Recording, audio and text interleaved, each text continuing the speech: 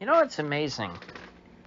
Almost everywhere you look today, I shouldn't say these days, today in particular, uh, no matter what side they're on, talking heads insist on talking about this.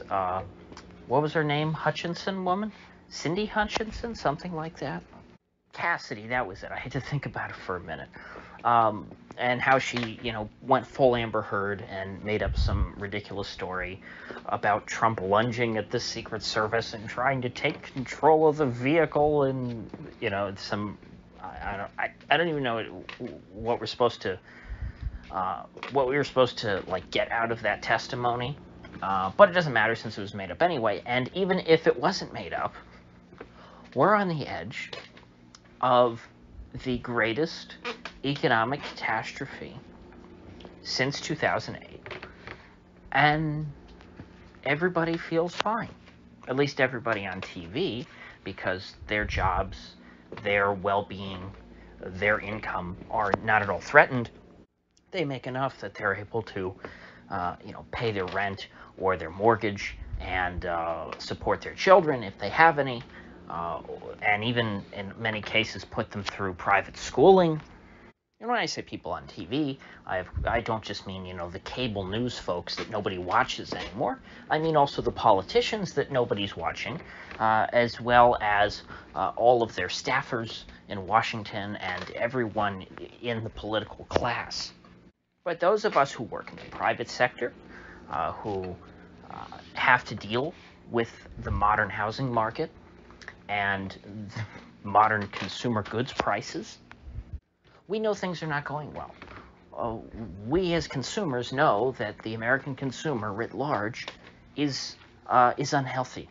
The consumer have a fever, as Al Gore would say. And what's causing this fever? Is it just, consumers don't have enough money, so we got to mail out checks to them? No, it's not that. The fever, remember, a fever is a symptom of an illness. Fever is not an illness in and of itself. If you have a fever, there's something else wrong with you. The fever is your body's response. In the same way that this tightness that consumers are feeling in their wallets, that's a symptom of the structural decay and distortions in our economy, which have been growing continuously for the past few decades, but particularly in the last 12 years, or I guess it's been 14 years now, gosh, since 2008. We're in a unique situation right now, and quite a few people, although not enough, have pointed out that this current inflation is different from the inflation of the 1970s, not only because of how we measure inflation these days, but even in real terms. Even if you measure inflation properly, because of course today inflation is massively understated, even taking that into account, back in the 70s, wages, by and large, were keeping up much better with inflation than they are today. What that means is that, yes, prices kept going up, and that created chaos because people had to constantly change in their head what they thought the value of a dollar was, and they never really knew what their money could get them.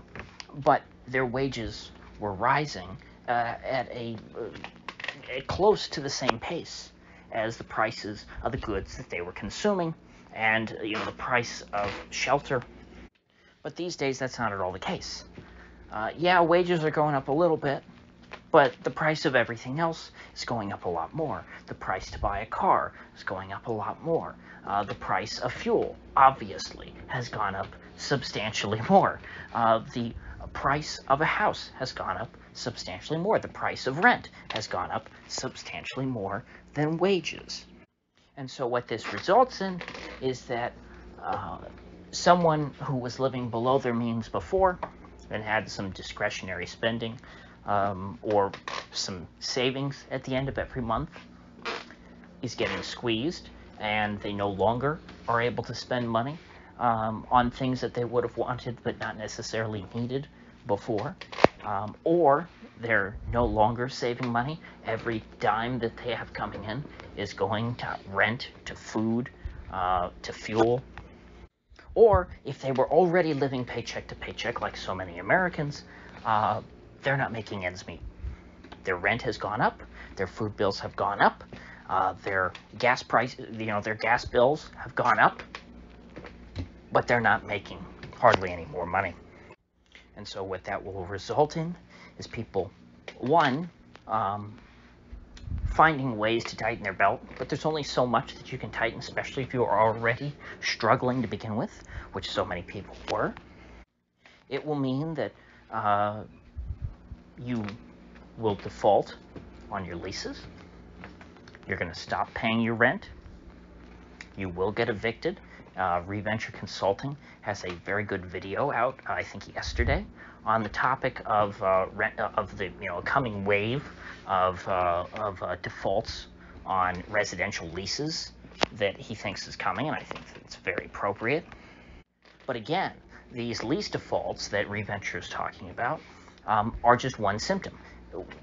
What he says about the rental market is going to apply to everything. It's going to apply to food. You're going to have a lot more people who have to go on food stamps now. You're going to have a lot more people who simply can't drive their car anymore. They won't be able to afford to get to work, especially in a country like the United States that is so heavily dependent on this idea of commuting. People live, an hour or more away from where they work because they can't afford to live near where they actually work, or where they work is, an undesirable inner city. I'll tell you, commuting is something I've noticed a lot in an increase of where I live in the last few years. I don't live in an urban area, never really have, and generally speaking, the people that I knew who worked in my community, they lived in my community. We all worked where we lived, and even when I was a kid and stuff too, because I'm pretty young, so most of my life I was a minor at this point. I'm in my early 20s, and people I knew who worked at local businesses lived in this community. Nowadays, I know hardly anybody who lives here that actually works here. The people who work here can't afford to live here, and the people who live here can't afford to work here because they wouldn't make enough. They have to go somewhere else to make more money, or because this is Florida and we have such a high percentage of retirees, there are people who come here who have already made their money and don't have to worry about getting a job here. Things are getting so bad, in fact, that as you all know, across this country, it's very difficult for people to hire right now. And it's even worse trying to hire in an area where the people who you're trying to hire don't live anywhere near your business. You think it's hard to attract workers right now? Well, try, not only in this market trying to attract people, try attracting them when they live an hour plus away. Imagine trying to hire someone when there's no possibility that anybody in like let's say a 30-mile radius, there's no chance that anyone in that area is going to apply for or even have any interest in taking that job that you're trying to fill. What happens to an economy when no one can afford to actually work in it? What happens to an economy when employers can't afford to pay people enough to work? These are not problems that are supposed to really happen in a market economy. These problems are the results of gross distortions that have been growing and festering for decades, but again, in the case of housing, housing reset after 2008. This has been growing since 2012. 2012 was when we got back to where things were kind of normal, where things should be, where there was a balance, where, again, people could afford to live where they worked. And historically, that's the way things have been. This whole idea of having to commute an hour is not something that has existed historically in America or in other countries. I've cited in the past old advertisements for new homes, not even, just run-down old shacks that were for sale. Brand new homes in the 1950s in my area that were advertised, which at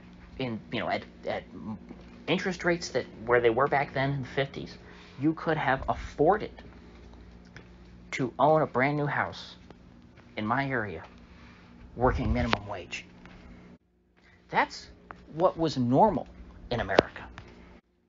And when it comes to the cost of food, has food become easier to produce in the last 40 years, 100 years, or has it become more difficult to produce?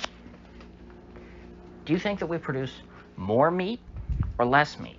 Do you think we get more meat off of each animal or less meat than we used to? Do you think we grow bigger vegetables and more vegetables with less spoilage than we used to?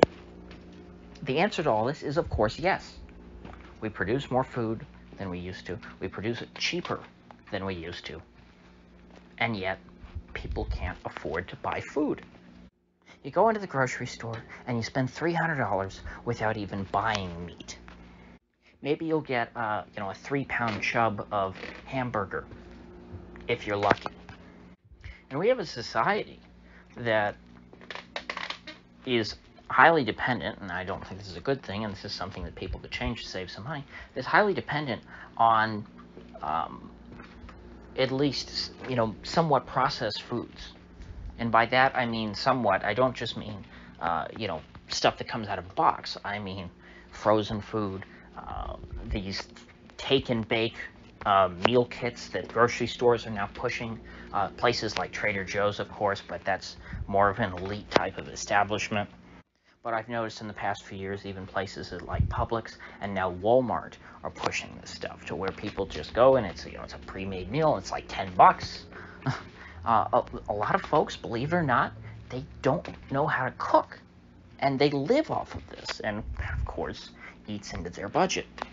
Because when you're already spending too much on food, and then the price of food goes up as much as it has, you find that you're going to be in a real bad way, and you better learn how to cook. Actually, there's a YouTube channel called The Wolf Pit. They have a great playlist. I think they call it $10 budget meals or something. The idea is that, you can feed, a sizable family for less than $10. That's his goal, every recipe he puts on there. And is it all like, wonderful gourmet stuff? Of course not. But it is possible to get by. But the fact is, we know most Americans don't live that way. They don't know how. And so, until they learn that, they're going to be feeling a lot of pain when it comes to food prices. And gas prices and housing prices tie very much in with one another, because when you have these prospective employees who, of course, can't afford to live in the community these days, who have to live, an hour away in some exurb, because now people can't afford to live in the suburbs. The suburbs are too overcrowded. So they have to live in these exurbs, which are like suburbs, but even uglier. Even more cookie cutter, with even less grass, and houses that are even closer together. Exurbs are basically like, they're like urban row houses with deed restrictions. So it's the worst of both worlds. You have no yard, you have no privacy, but you also have some middle-aged Karen taking pictures of your front yard because you have a brown spot. And then they fine you. But anyway, these ex-urbanites, they work in the suburbs or in the urban areas, and they have to commute there because they can't afford to live there. But if gas prices go up, then they can't afford to commute.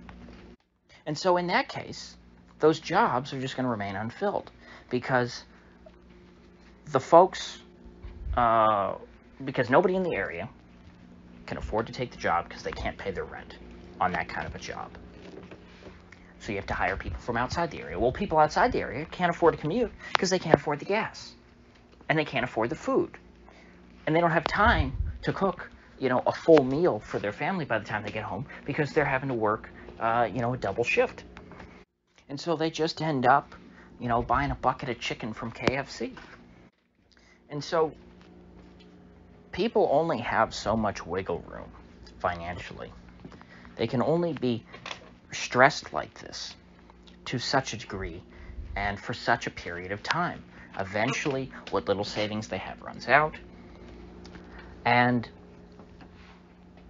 things just become so out of whack that the numbers don't work for people anymore. They get to the point to where they have to quit their job because they can't afford the gas, and then they default on their lease or their mortgage because they can't afford to commute. And the same is true for the people living in the suburbs, and then, you know, of course, people living in urban areas. I mean, they've been a lost cause for decades now. You know, we understand, you know, it's just a given that there's no prosperity in cities. You know, leave aside the fact that these cities, once upon a time, many moons ago, were thriving places that people wanted to live. You know, they had beautiful architecture. A lot of them still do to a certain extent, but it's all, you know, run down, covered in graffiti and feces. And in what areas, you know, you have some, you know, quote-unquote revival, it's really just gentrification, where you have these hipsters move in and open their trashy hipster restaurants and really don't do anything. They don't have a real community. It becomes like a theme park. There is no local economy. You just have people who have acquired money by other means who come in and spend that money building their little theme park. And while all this is going on, people want to talk about Cassidy Hutchinson and Trump trying to take over a limo. So with that said, I'll see you folks back here tomorrow.